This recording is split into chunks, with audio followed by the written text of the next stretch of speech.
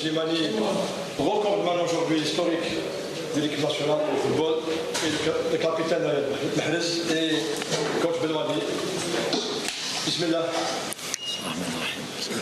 Permettez, coach, je vais commencer par Slimani. Mbarak Alik, Islam, ça nous fait plaisir, vraiment, ça nous fait plaisir. Et vous, qu'est-ce que ça vous fait? On peut avoir vos impressions d'être le recordman? C'est normal, c'est une fierté d'être meilleur buteur d'un grand pays comme l'Algérie. C'est fakhr liya, fakhr familti, fakhr mes parents, fakhr l'ouladi, fakhr pour tout le monde. Et encore plus pour... je voudrais juste féliciter les joueurs, les coachs et tout le monde qui m'a aidé à faire ça. Merci.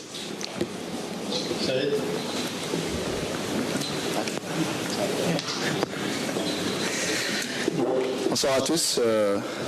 J'aurais une petite question pour les trois. Je commencerai par le coach Jamal Belmadi. Une victoire assez large, encore une fois, au stade Mustafa Tchaker. Belle victoire avant de se rendre à Niamey dans quelques jours. On imagine que ce sera une autre partie là-bas, ça sera dans des conditions plutôt difficiles, face à une équipe qui, lors de la première mi-temps, a montré quelques bonnes phases de jeu.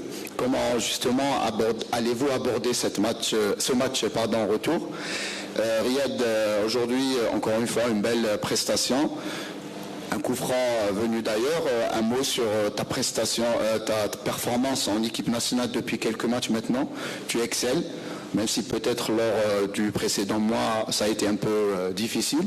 Et Islam, encore une fois, quel objectif as-tu désormais en équipe nationale après avoir battu ce record? Quelles seront un petit peu tes ambitions avant de raccrocher, disons, les crampons? Merci. Mes objectifs, ils n'ont pas changé. Pour moi, ce n'était pas un objectif absolu d'être meilleur buteur de l'histoire d'Algérie. Notre objectif maintenant, c'est la Coupe du Monde. On est là pour essayer d'aller à cette Coupe du Monde. C'est mon objectif et l'objectif de tout le groupe. Après ça, je pense pas que... Pour l'instant, je ne pense pas à décrocher.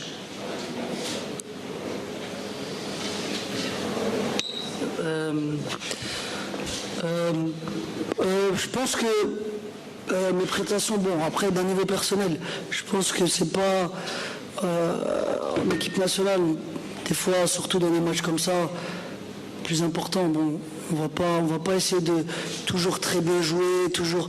Je pense qu'il faut aider l'équipe à gagner les matchs. C'est ce que j'essaie de faire à chaque match quand je mets ce maillot. Et voilà, comme je dis, voilà, des fois on peut être un peu moins bien, mais décisif, et c'est ce que j'essaie de faire. Encore une fois, pour aider l'équipe à gagner des matchs et à avancer. Salam alaikum. Effectivement, nous n'étions pas surpris de ce qu'était capable de faire cette équipe-là. Je vous l'avais dit à la conférence précédente. Je ne sais pas si je vous avais rappelé un petit peu la physionomie du match qu'ils ont pu réaliser contre le Burkina le mois dernier, où ils ont encaissé un premier but à la 75e minute, sur un penalty d'ailleurs. Et puis voilà, deuxième but qui est venu tout de suite après, que je considère un peu comme anecdotique. Mais sinon, durant tout le match, ils ont fait vraiment une opposition très sérieuse, où ils ont posé pas mal de difficultés à cette équipe du Burkina. Donc on était largement avertis, très largement avertis. Ils ont enchaîné sur le match du Djibouti, où ils ont quasiment déroulé. Donc c'est une équipe qui a des capacités de vous poser des soucis. J'ai envie de dire, je me rappelle d'une stat que l'on m'a apportée, j'en ai parlé aussi à la conférence de presse précédente, d'une double confrontation dans les années 80, l'Algérie qui avait remporté cette victoire à Constantine 4-0, qui avait été perdre là-bas au Niger 1-0. Donc si là on n'est pas averti, que nous faut-il? Donc, le son? Je vais m'approcher un peu. Donc voilà, donc on est très largement averti. On sait que les conditions climatiques, il fait très chaud, ça s'approche des 40 degrés. Terrain, j'en parlerai pas, c'est un autre sujet ça. et un adversaire qui aura envie de prendre sa revanche dans cette double confrontation. Je ne pense pas, il faudrait faire des calculs, mais je ne pense pas qu'avec deux défaites en 3 matchs, c'est ça ? 3 matchs, deux défaites en 3 matchs, on puisse encore avoir l'ambition de finir premier, si tant est que c'était leur ambition.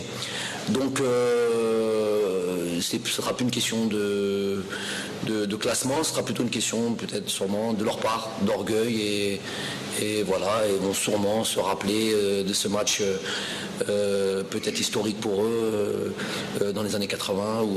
Donc nous on y va avec beaucoup de sérieux, beaucoup d'ambition aussi.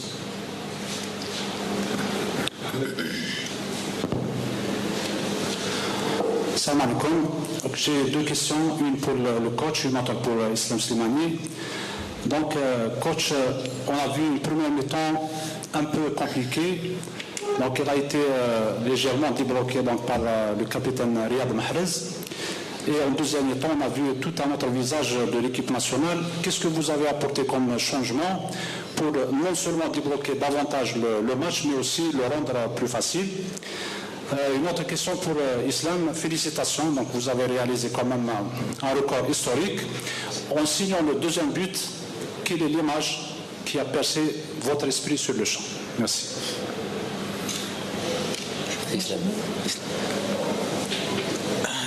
L'image de... Je pense que l'image de toute ma souffrance. J'ai passé par des moments difficiles, je veux dire en club ou en équipe nationale. C'est un truc que, comme j'ai dit, c'était pas un objectif, mais je suis là pour marquer des buts. Et si je marque des buts, je bats des records. Mais c'est pas très important pour moi. Si je peux compléter un peu si vous me permettez de rajouter quelque chose à cette question.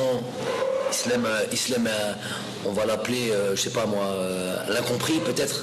L'incompris, c'est une personne qui moi-même, je ne comprends pas.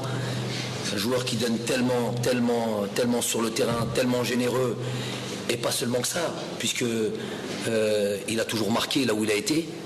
Et là, juste avec les chiffres ne mentent pas, avec ce record historique. Ce n'est pas juste un joueur qui déploie une grosse énergie sur le terrain, qui vient vous presser, qui défend et qui court beaucoup. C'est un joueur qui marque des buts, le meilleur buteur de l'histoire. Donc, j'ai jamais compris cette étiquette qu'on a pu lui poser. Je parle pas d'en dehors du pays. En dehors du pays, il est très, très respecté. Et c'est pas pour rien si aujourd'hui il est à Lyon, s'il est à Monaco, Sporting, à Leicester.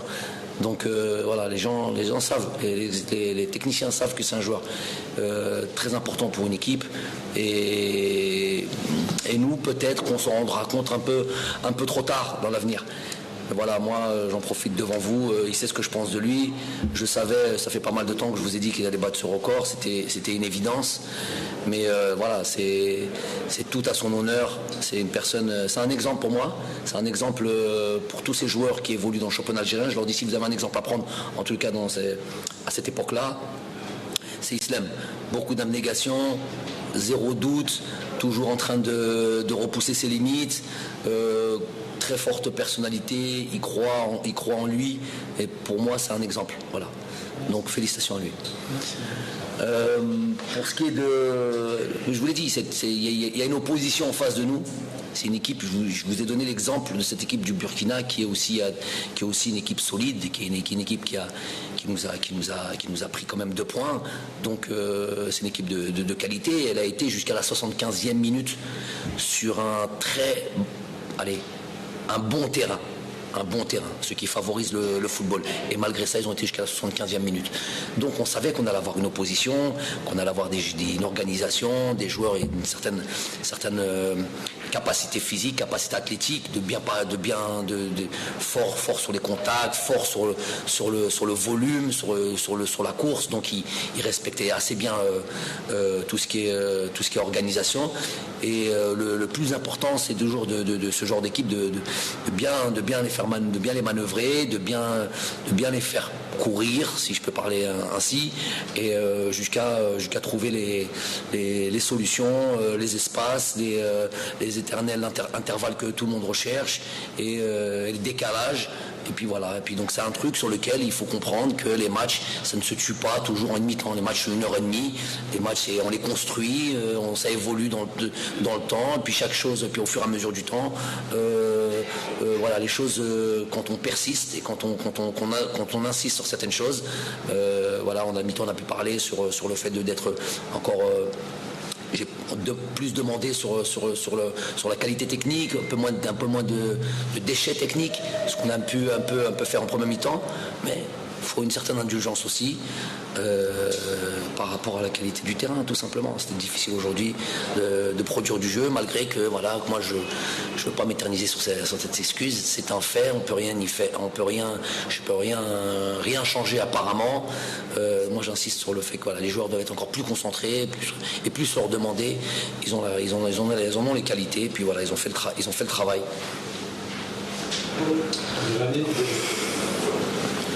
Salam alaikum. Coach Abdelghani Laïb, la Radio Nationale la chaîne 1.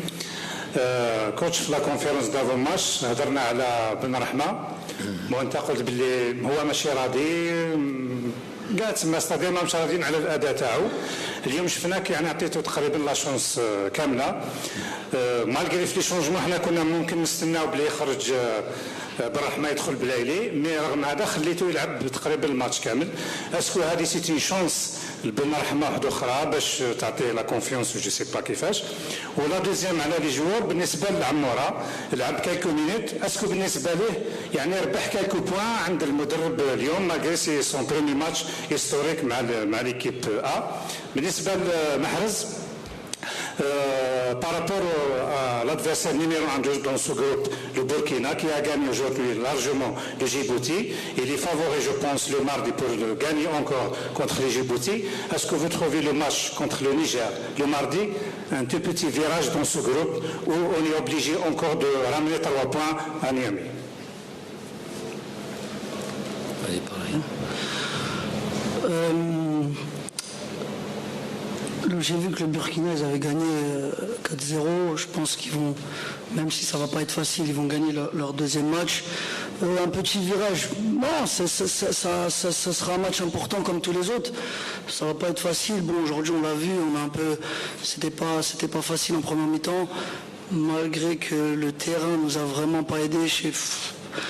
Faut qu'on sache que le terrain, il est très abîmé. Alors, de la tribune ou de la télé, il peut paraître bon, voire très bon, mais il est presque injouable, si je peux me permettre, presque injouable. Il y a du sable.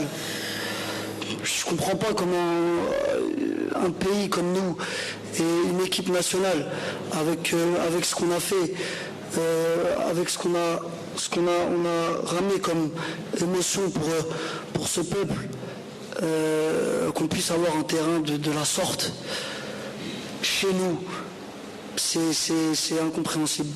Mais bon, on va mettre ça de côté, on l'a déjà dit plusieurs fois. Après, ouais, au Niger, ça va pas être facile, mais comme j'ai dit, ça va être un match important, comme ça a été aujourd'hui, comme ça a été contre le Burkina. Et voilà, il faudra aller se battre, il faudra aller gagner là-bas, parce que c'est sûr qu'on ne peut pas se permettre de faire un autre faux pas comme on l'a fait contre le Burkina. Pour ce qui est de Saïd demande... Il est en situation de concurrence, comme les Islam avec Bagdad, comme les Riyad avec d'autres joueurs. Et, tout le monde est dans cette situation de concurrence. Après, il y a 11 joueurs qui doivent démarrer. Les joueurs que j'estime être le plus apte en fonction des différents matchs. Il y a une gestion aussi de cet effectif, de ce groupe, avec des matchs rapprochés. Donc c'est beaucoup de calculs, c'est beaucoup de choses, mais en même temps c'est effectivement la possibilité aussi de laisser Saïd s'exprimer sur tout un match.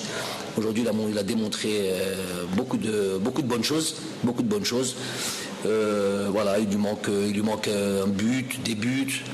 des gestes décisifs, des passes décisifs. C'est comme ça qu'on juge les attaquants, les joueurs offensifs. Donc il est dans la continuité. Dès que il est là, il vient comme tout le monde, il vient, il se bat, il est disponible pour le groupe, il démarre un match, il est à fond, il doit rentrer un certain temps, ben, il doit être prêt.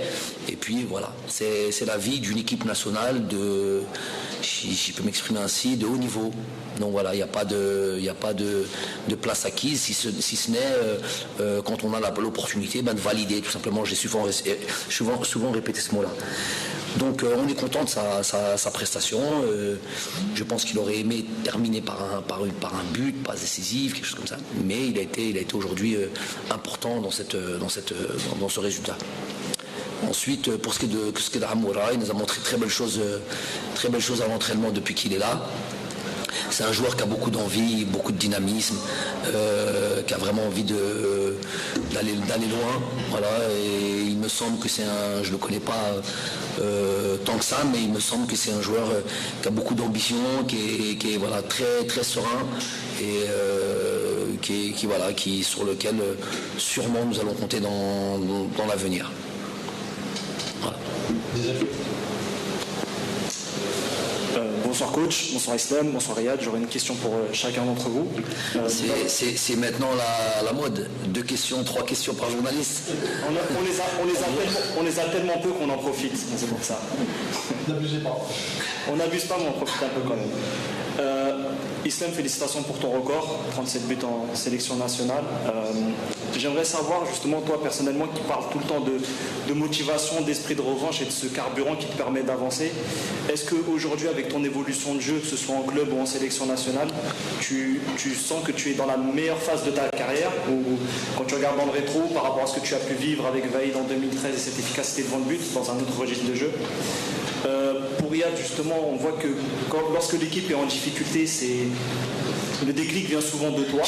Moi, j'aimerais savoir justement comment toi tu pourrais l'expliquer tant sur le terrain qu'en dehors. On le voit encore une fois, le coup franc ça débloque, ça permet derrière d'un peu dérouler. Et pour le coach, justement, vous parliez avant le match de cette nécessité de gestion entre temps fort et temps faible. Aujourd'hui, ça a été un bon illustrateur avec des séquences de jeu en première mi-temps où on a senti l'équipe en difficulté. Est-ce que par rapport à ça, vous avez eu quelques doutes justement sur la prestation de vos joueurs et sur cette capacité à gérer ces temps faibles avant d'être un peu plus rassuré par rapport au contenu de la seconde mi-temps, notamment le fait d'avoir poussé le Niger à l'erreur avec 3 buts sous coup de pied arrêté et un but en CSC. Merci.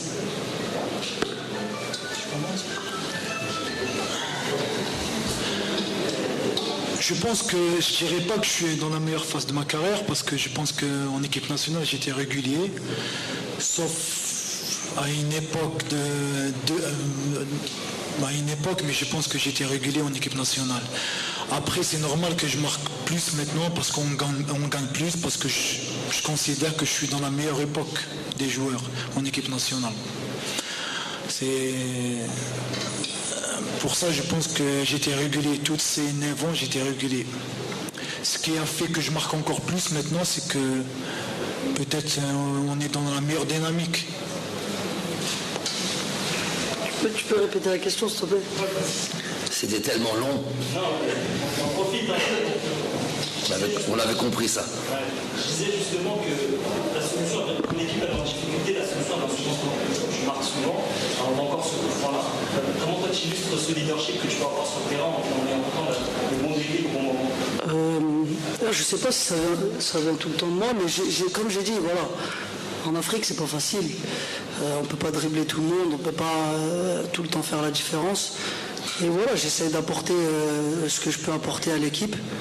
Après, j'ai plus d'expérience qu'auparavant, j'ai plus de matchs, donc je sais quand même un peu gérer les moments difficiles.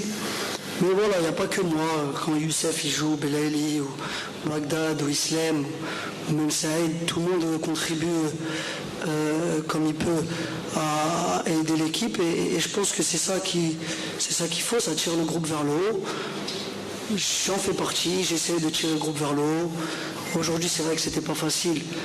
Peut-être qu'il fallait un truc comme ça, un coup franc ou un exploit pour ouvrir le match. C'est ce qu'on a réussi à faire. Mais voilà, je pense que ça peut venir de tout le monde. Et c'est ça le plus important, c'est ce que le coach il a réussi à mettre en place. C'est que ça ne vient pas que d'un joueur, ça ne va pas toujours venir du même joueur.